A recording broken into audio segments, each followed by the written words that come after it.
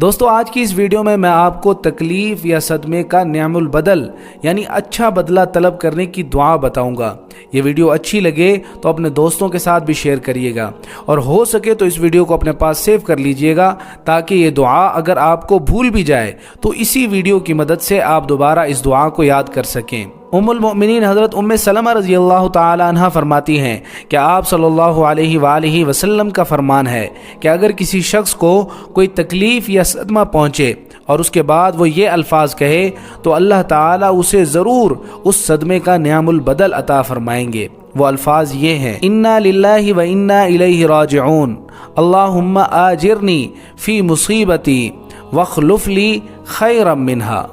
ترجمہ: بے شک ہم اللہ کی ہی ملکیت ہیں اور ہم نے اللہ ہی کی طرف لوٹ کر جانا ہے۔ اے اللہ، تو مجھے اس مصیبت کا اجر عطا فرما اور اس کے بدلے میں اچھا